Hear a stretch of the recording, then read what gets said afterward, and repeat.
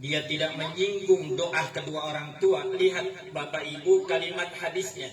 Rasulullah mengatakan fa innahu yanqati'u rizqah. Allah akan mutus rizki anak yang apabila dia berdoa, dia tidak menyinggung doa kedua orang tua, Rabbirfirli wali walidayya warhamhuma kama rabbayani shaghira.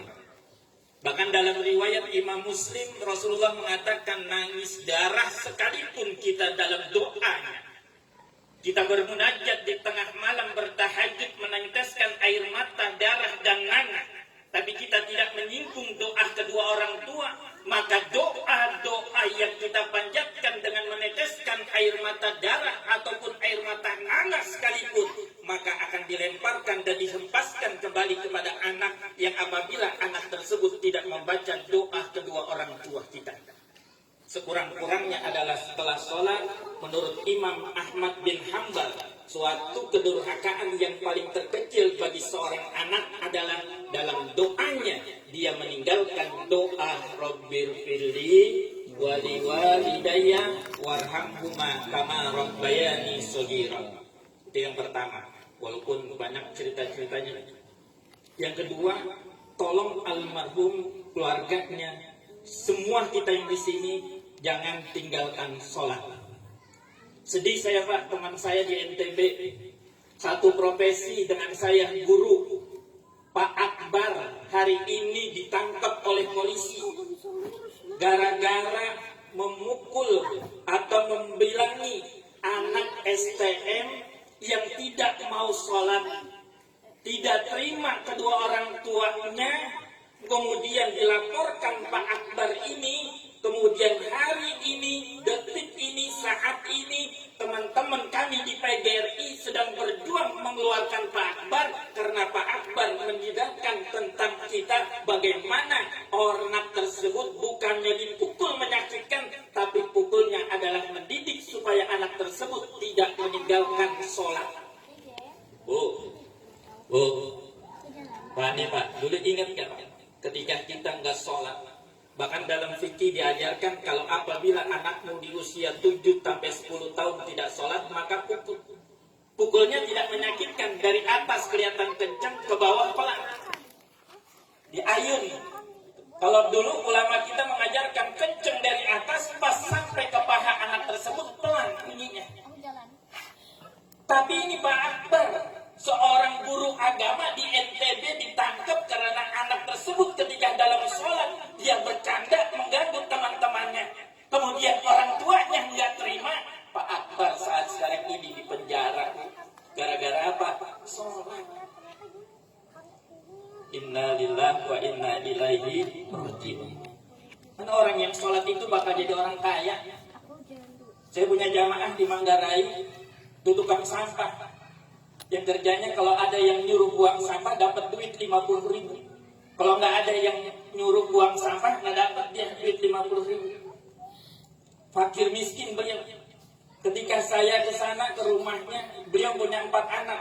2 anaknya sekarang sedang kuliah di UIN Syarif Hidayatullah, 2 kuliah di Universitas Indonesia. Ketika saya berkunjung ke rumahnya di Manggarai, saya lihat di dinding temboknya, bapak ini dengan istrinya sudah melaksanakan ibadah umroh. Logika manusia ini nggak nyambung nih. Duit 50.000 bisa sanggup menguliahkan 4 anaknya, bisa melaksanakan ibadah umroh. Logika manusia nggak nyambung. Tapi ini hak Allah, mau Allah. Saya tanya apa resepnya Pak? Saya Pak Ustaz, selama 7 tahun.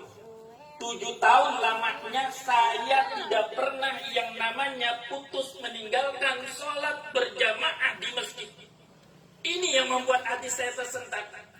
Orang tersebut yang penghasilan 50.000 sanggup memuliakan 4 anaknya, bisa ibadah umroh dengan penghasilan 50.000, ternyata amalannya apa? Selama 7 tahun tidak pernah yang namanya putus meninggalkan sholat berjamaah di masjid. Ini panggilan muazin, hayya 'alal shalah, dilanjut dengan kalimat hayya 'alal falah. Bapak Ibu masih ingat di handphone Ibu yang lagi viral, tukang pemandi jenazah dari Rumah Sakit Islam Jakarta.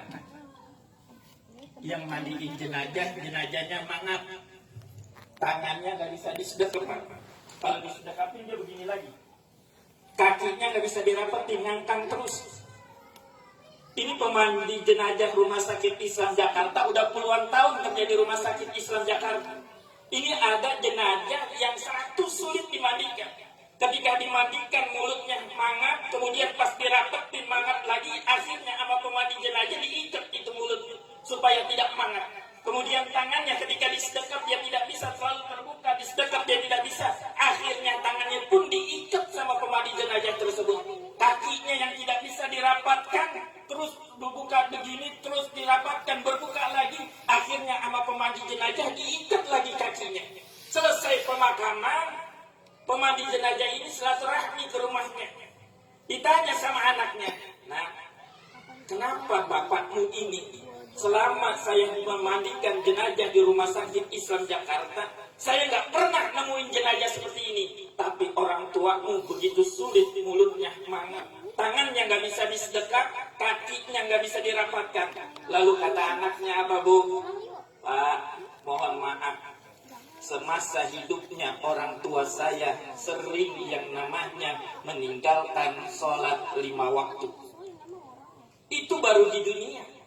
Belum nanti di alam barzakh, belum lagi nanti di padang mahsyar, belum lagi nanti di jembatan Shiratal Mustaqim, belum lagi nanti kecemplung ke dalam neraka. Itu baru perantara siksaan bagi orang-orang yang meninggalkan sholat. Bahkan ketika Nabi dalam peristiwa Isra dan Mi'raj, Nabi melihat anak muda yang kepalanya dilemparkan oleh malaikat Munkar dan Nakir dengan batu yang amat besar.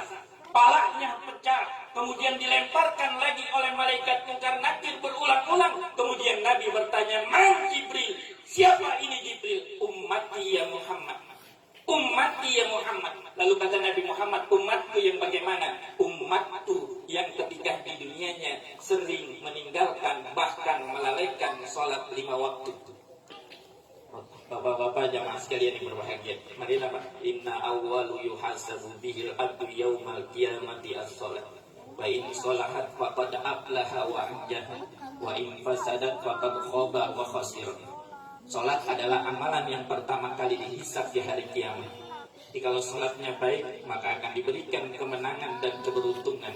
Tapi kalau sholatnya rusak, maka dia akan diberikan kerugian dan kesesatan selama-lamanya. Oleh sebab itu, marilah Bapak jamaah sekalian yang berbahagia, tolong jaga sholat 5 waktu kita.